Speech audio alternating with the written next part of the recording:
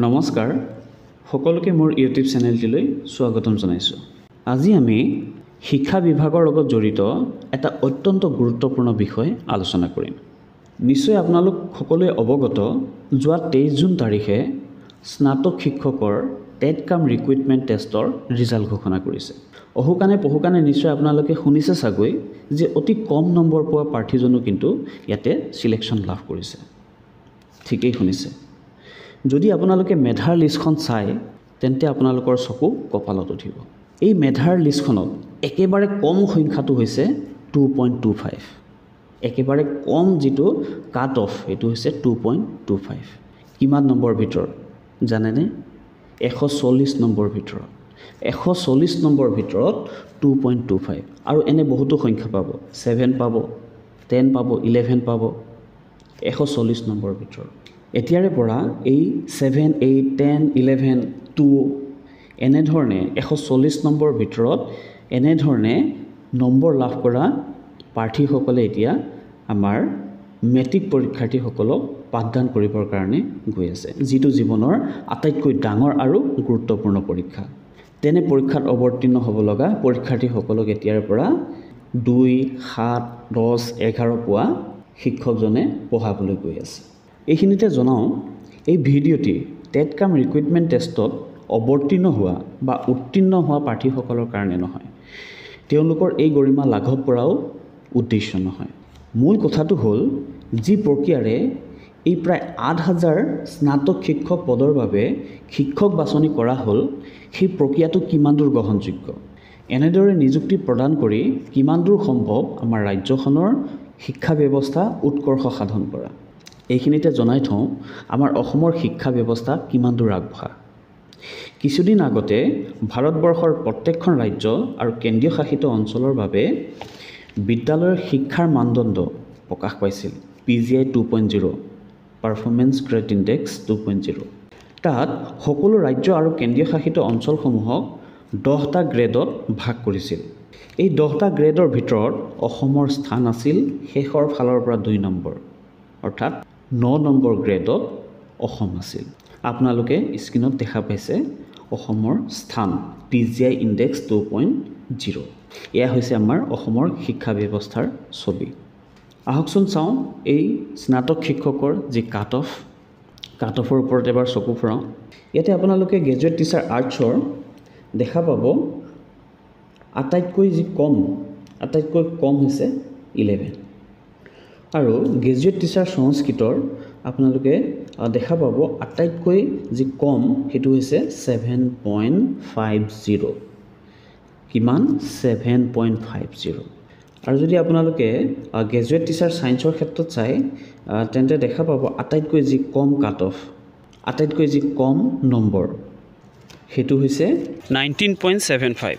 আৰু যদি আপোনালোকে গ্ৰেজুৱেট টিচাৰ মেথছৰ ক্ষেত্ৰত চাই, ইয়াতে আপোনালোকে দেখিছে 10, 11 আৰু এয়া চাওক 2.25।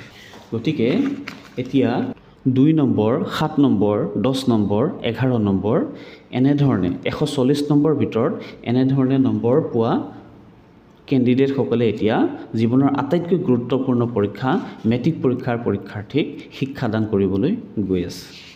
আৰু যদি এই কাট অফ আপোনালোকে ভাল ধৰণে লক্ষ্য কৰে, দেখা পাব ইয়াতে কিন্তু ভাল নম্বৰ পোৱা প্ৰাৰ্থীও আছে। ভাল নম্বৰ পোৱাৰ পিছতো 70 নম্বৰ পোৱাৰ পিছতো 75 নম্বৰ পোৱাৰ পিছতো কিন্তু তেওঁ সিলেকশ্যন লাভ কৰিবলৈ সক্ষম হোৱা নাই। ইয়াৰ বিপৰীতে 2, 7, 10, 11 পোৱাজনে কিন্তু সিলেকশ্যন লাভ কৰিছে। গতিকে এই প্ৰক্ৰিয়া কিমান দূৰ গ্ৰহণযোগ্য এইটো কিন্তু বিচাৰ্যৰ বিষয়। এতিয়া আপোনালোকে নিজেই বিচাৰ কৰক, আগতে যি প্ৰক্ৰিয়াৰে নিযুক্তি হৈছিল আৰু বৰ্তমান যি প্ৰক্ৰিয়াৰে নিযুক্তি হ'বলৈ গৈ আছে, এই দুইটাৰ মাজত কোনটো আটাইতকৈ ভাল? আগতে যি নিযুক্তিৰ প্ৰক্ৰিয়া হৈছিল তাত প্ৰথমে টেট দিব লাগে। যদি জেনেৰেল কেটেগৰী হয় টেট পাছ কৰিবৰ কাৰণে 60% নম্বৰ লাগে আৰু অন্যান্য কেটেগৰীৰ কাৰণে 55%।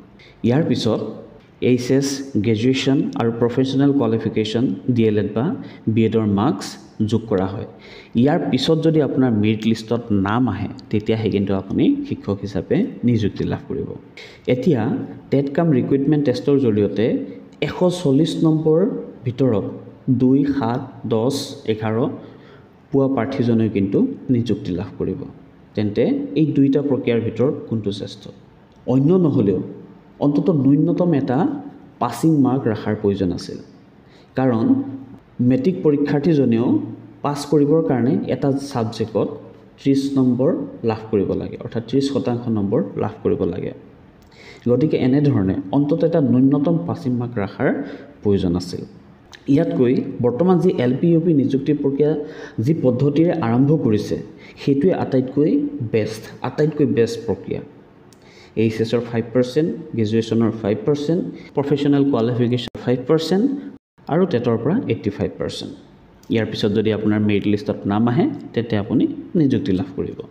বৰ্তমান LP আৰু UPৰ শিক্ষকৰ যি প্ৰক্ৰিয়াৰে নিযুক্তি দিবলৈ গৈ আছে সেই প্ৰক্ৰিয়াটোৱে আটাইতকৈ বেষ্ট প্ৰক্ৰিয়া। আপোনালোকে থাম্বনেইলত দেখিছে যে 95% মেধাই এই নিযুক্তি প্ৰক্ৰিয়াত ভাগ ল'ব পৰা নাই। কেনেকৈ? বৰ্তমান ADRE নিযুক্তিৰ প্ৰক্ৰিয়াও চলি আছে।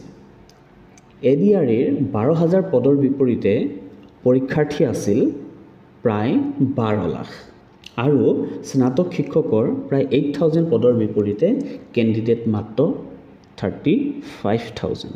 আকাশ পাতাল পাৰ্থক্য। কিয়? স্নাতক বা স্নাতকোত্তৰ শিক্ষক হ'বৰ কাৰণে প্ৰফেশ্যনেল কোৱালিফিকেশ্যন BEd লাগে।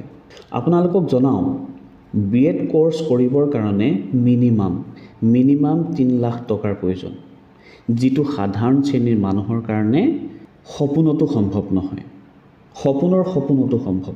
যিখন দেশত 140 কোটি জনতাৰ ভিতৰত 80 কোটি 90 কোটি জনতাই দৰিদ্ৰ সীমাৰেখাৰ তলত, তেনে ক্ষেত্ৰত 3 লাখ টকা খৰচ কৰি BEd কৰাব পৰা মানুহৰ সংখ্যা কিমান হ'ব?